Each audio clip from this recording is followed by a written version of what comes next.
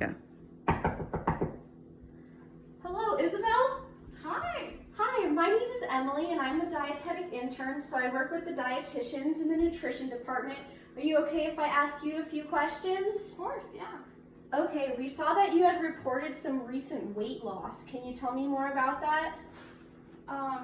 Just in the past week or so before I came into the hospital, I just wasn't feeling good. I lost a couple pounds within a week.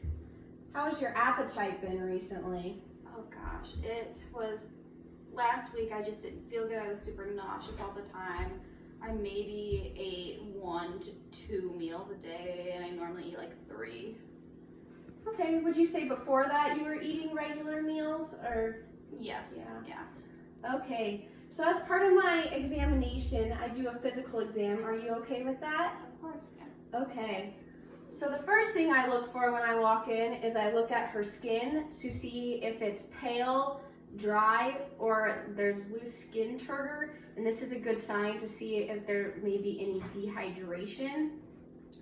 Next, I'm going to look at her hair and make sure it all looks to be about the same pigment and to make sure it's not dry or falling out or anything. Then I'm going to start my physical exam. So I'm going to start by looking at her temporal region. So I'm going to use 2 fingers to touch around the temples.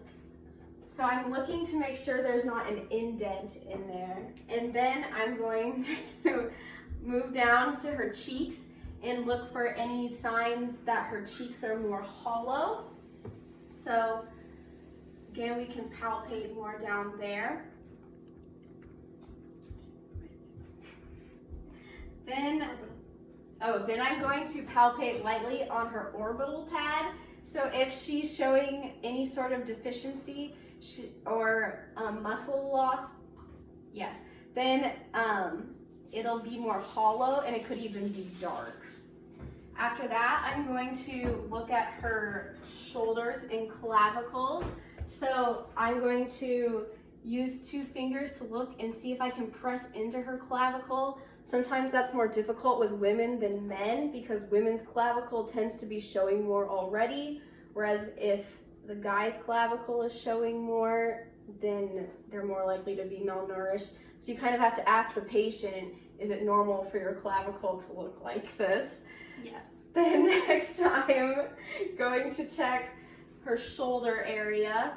So I'm going to lightly touch around the shoulders to see if I feel any muscle loss. Next, I'm going to ask the patient to sit up. Would you mind sitting up for me? And I'm going to have her press her hand against my hand. And I'm going to feel again by her shoulders and then around her back to make sure she doesn't have any losses there. Okay, next, can you put your arm at a 90-degree angle?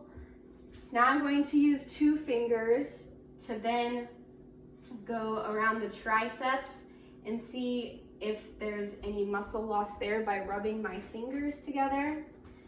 If the patient is able to sit up and has a gown on, you can also check the back and look down the spine. That's also a good region to look for any sort of fat loss as well. Okay, you can lay back down. Next, I'm gonna have you prop your legs up, if that's okay. So when her legs are propped up, we can check the thigh region for any indentations, and then we can check the patellar region. Again, just by looking and feeling. If there's losses in the patellar region, their knees will look like they're sticking out quite a bit. And then in the calf, you can have them flex your calf. Can you flex your calf for me? And you can feel the calf. Again, if there is malnutrition, their calf will be a little more depleted. And then finally, I'm going to check her fingernails. Fingernails are a good way to look for any sort of deficiency. A lot of micronutrient deficiencies show up in the fingernails, and then fat as well.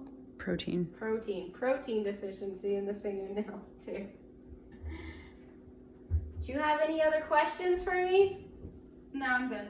Okay.